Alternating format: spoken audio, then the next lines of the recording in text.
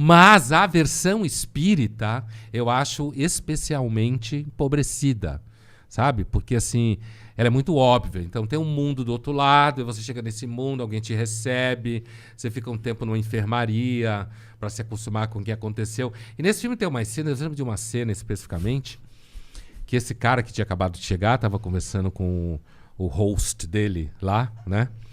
E aí passam uns caras vestidos de preto, chapéu, malinha, que quem reconhece sabe que eram judeus, né? Com essa roupa, sabe que se vê aqui em São Paulo, né? Nos Jardins, Higienópolis e tal.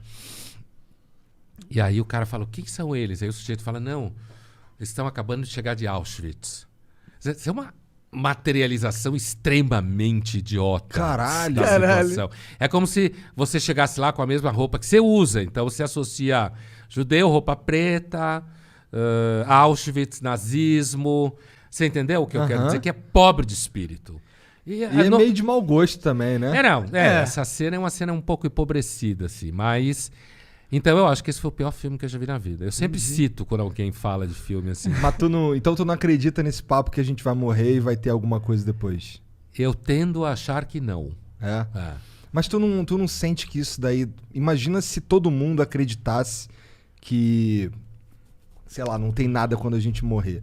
Isso daí não daria uma pirada na cabeça de todo mundo? Não é bom que as pessoas acreditem que tem algo? Isso que você está me perguntando, que é uma questão muito antiga e muito séria, debatida sobre a relação entre filosofia moral e vida social e contrato social, isso é uma questão muito antiga, né? E séria. Não é a mesma coisa de dizer que eu ou você acreditamos na vida após a morte. O que você está perguntando é acerca da função social da religião. Né? Muita gente acha, se a gente olhar a história da humanidade assim, e a maior parte da humanidade sempre foi religiosa, desde a pré-história, provavelmente, se acredita em ungüentos, em curas miraculosas, a própria palavra xamã vem da Sibéria, tem por aí uns 30 mil anos, então os siberianos são muito malucos assim no bom sentido, né? Drogas e viagem para outras dimensões. A gente seguramente delirava bastante, delirava no sentido de não só de ingerir princípios ativos, psicoativos que geram percepções, mas assim mesmo de misturar a realidade com o mito. A própria experiência do pensamento no começo, provavelmente a gente achava que era uma voz falando na cabeça. Como até hoje tem gente que acha, né?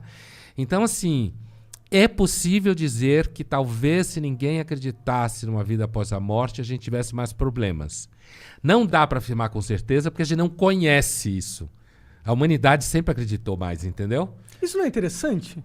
Eu acho muito interessante que, tipo, por mais que a gente tá chegando na era moderna e a tecnologia tá cada vez mais, tipo, explicando como as coisas funcionam, eu sinto que a religiosidade. Obrigado. Não vem se perdendo, tá ligado? As pessoas, pelo contrário, quando o mundo vai ficando mais maluco, as pessoas vão cada vez mais se apegando em alguma crença, tá ligado? É porque a ciência não responde acerca do sentido das coisas, né? A ciência não responde. Então, imagina que você tem um filho que faz um tumor cerebral e você pergunta para o médico por quê, o médico vai te dar uma resposta bioquímica, patológica, no máximo genética. Mas quando você está perguntando por que uma criança vai ser... Estou dando um exemplo que é um clichê, que é fácil de chegar no argumento. Esse tipo de pergunta acerca do significado das coisas, do sentido das coisas, a ciência não dá. Entendeu? Mas a religião dá, por exemplo. A religião dá, porque nós somos um ser, não é à toa que chamaram a gente de sapiens, né? Que tem a ver com saber. A gente é um animal que quer saber as coisas. E a gente quer saber o sentido das coisas. Talvez não tenha nenhum, mas a gente busca. Sim, sim, com certeza. E aí, eu acho que acaba surgindo a religião. Mas não é interessante que, tipo, se a gente pegar para pensar que cada ser humano é um computador, eu vou entrar na spirit de gamer, é um processador e cada processador... Pirada de gamer? De gamers, de jogos. E cada processador ele tem um problema para solucionar. Eu acho que quando a gente coloca a humanidade para pensar junto, ou através da cultura, da sociologia, dos ensinamentos e tal, e de alguma forma a maioria da sociedade chega à conclusão que Deus existe, eu acho isso interessante, porque essa não é uma conclusão só da burrice humana que não quer lidar com o escopo de morrer e acabar. Mas também é um, tipo, toda essa produção humana que a gente passou, sei lá, 10 mil anos aqui fazendo, levou para que a humanidade chegasse ainda no consenso que eu acho que Deus existe. Eu acho interessante, isso me dá esperança, de certa forma. Pode ser eu querendo justificar o meu fim certo, mas, ao mesmo tempo, é interessante, porque não precisava ser assim. O Igor, como o Igor falou, poderia ter sido a conclusão de realmente, a gente entendeu, a gente tá aqui ao acaso, vai todo mundo morrer, e todo mundo poderia ter aceitado isso, mas não foi isso que aconteceu, sabe? Provavelmente isso não aconteceu porque grande parte da nossa atividade cerebral delira. Aconteceu, por exemplo, porque as pessoas sonhavam com gente que morreu e achavam que aquelas pessoas estavam vivas.